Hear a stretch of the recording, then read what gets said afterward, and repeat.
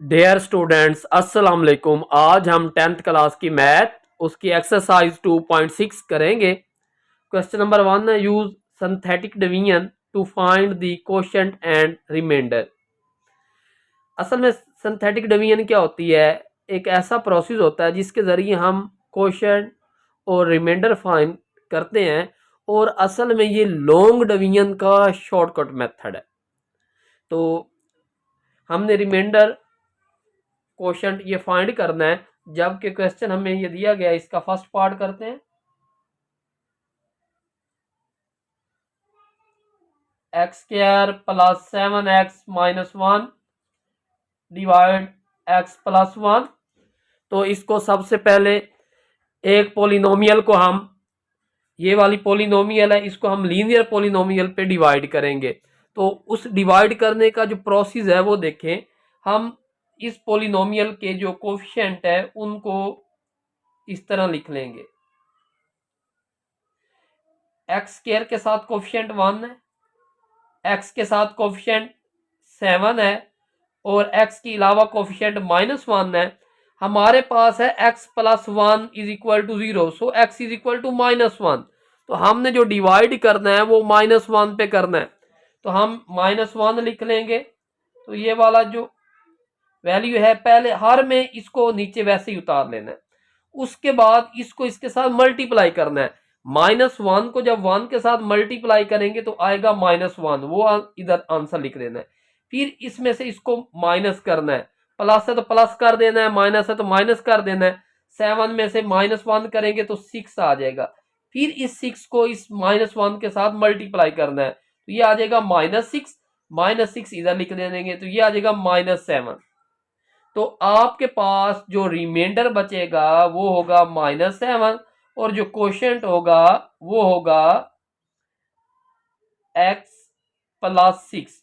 देखें इस तरतीब से आप लिख सकते हैं कि पहले x के अलावा वाली, फिर x वाली, अगर कोई और बचती तो वो x स्क्वायर वाली होती। क्यों हम जो है, हमारे पास जो क्वेश्चन था वो स्क्वायर की फॉर्म में था, तो अब ये लीनियर बन गई है। तो ये इसका रिमाइंडर है और ये इसका कोशेंट है। इस तरह हम इसका एक पार्ट और देखते हैं।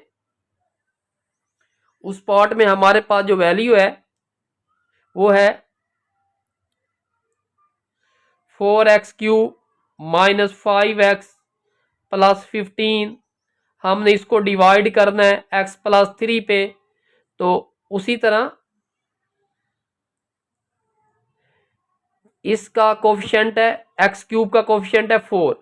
अब देखें x³ के बाद जो पोलिनोमियल की डिग्री होनी चाहिए थी वो x² होनी थी, वो नहीं है। इसका मतलब उसकी जगह आ जाएगा 0। इधर x² होना था, वो नहीं है। उसके बाद x² के बाद x, उसका कोफिशिएंट है -5, फिर x के अलावा वो कोफिशिएंट है 15। तो अब उसी तरह हम x plus 3 is equal to 0, so x is equal to -3। तो हम डिवाइड करेंगे -3 पे, तो ये 4 जो है इसको वैसे नीचे लिख लेंगे। अब इस 4 को -3 के साथ मल्टीप्लाई करें तो -12 आ जाएगा। 0 में -12 ऐड करें, -12, -12 को -3 के साथ मल्टीप्लाई करें तो ये आ जाएगा 36, 36 -5 तो 31, 31 को -3 के साथ मल्टीप्लाई तो -93।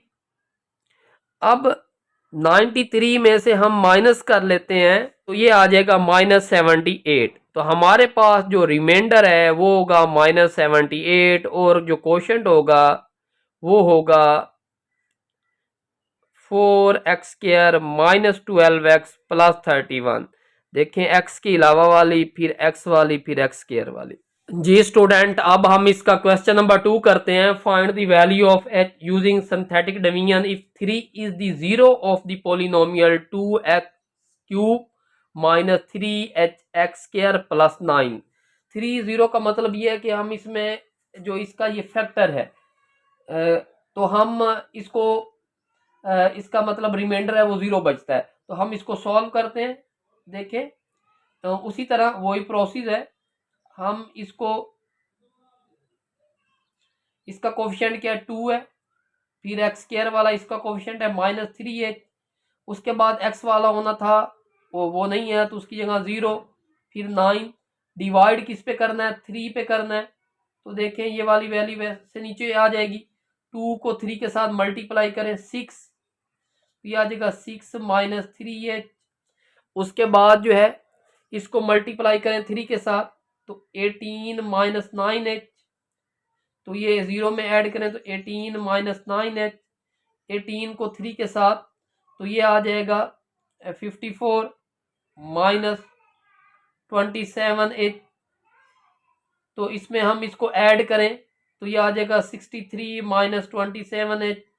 अब क्योंकि ये 3 इसका 0 था तो हम इसको 0 के इक्वल लिख सकते हैं। तो 63 minus 27h is equal to 0। 63 is equal to 27h। 27 पे हम डिवाइड कर देंगे तो ये हमारे पास आ जाएगा 63 ओवर में 27 इज इक्वल टू h, तो ये 9 पे डिवाइड हो जाएगा। h की वैल्यू आ जाएगी 7/3। इसी तरह इसके बाकी पार्ट आपने कर लेने हैं। क्वेश्चन नंबर 3 है, use synthetic division to find the value of l and m। l और m की वैल्यू फाइंड करनी है जबकि x प्लस 3 भी इसका फैक्टर है और x माइनस 2 भी इसका फैक्टर है। मतलब x प्लस 3 पे डिवाइड करें तो जो रिमाइंडर है वो 0 के इक्वल होना चाहिए और x माइनस 2 पे डिवाइड करें फिर भी रिमाइंडर जो है वो 0 के इक्वल होना चाहिए। तो इसको सॉल्व करते हैं। उसी तरह हम इसको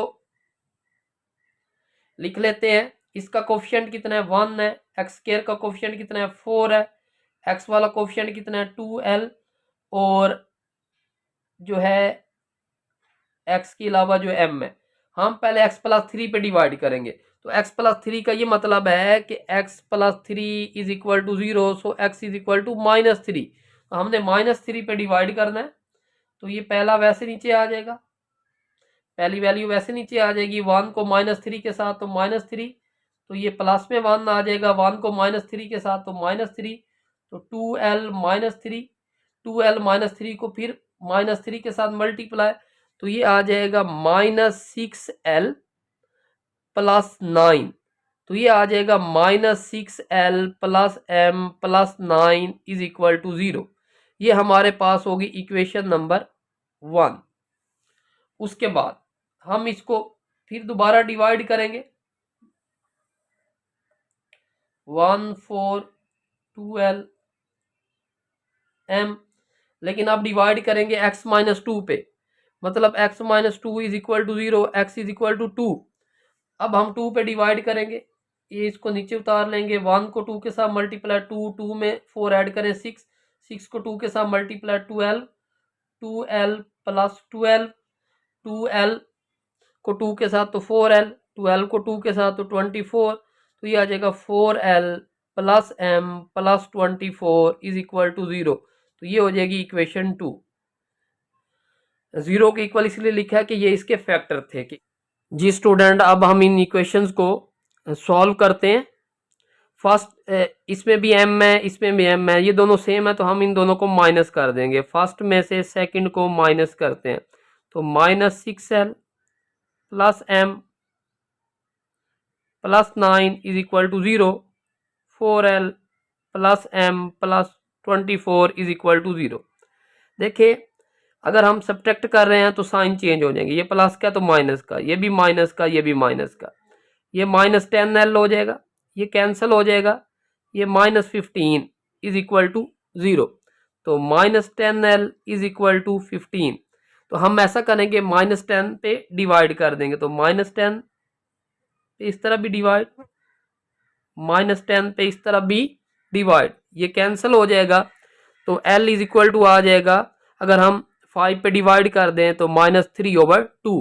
अब हम l की वैल्यू किसी एक इक्वेशन में पुट कर देते हैं। हम फर्स्ट में पुट कर देते हैं, पुट इन 1, तो 1 में हम पुट कर देते हैं। हमारे पास जो -6 है ये वैसे आ जाएगा, l की जगह आ जाएगा -3/2 plus m plus 9 is equal to 0। हमने इसमें पुट कर दिया इस l की जगह, बाकी वैसे आ गई। तो इसको जब 2 पे डिवाइड करेंगे ये कैंसिल होके 3, तो माइनस माइनस प्लस हो जाएगा, तो प्लस में 9 plus m plus 9 is equal to 0, तो m plus 18 is equal to 0, तो m की वैल्यू आ जाएगी -18।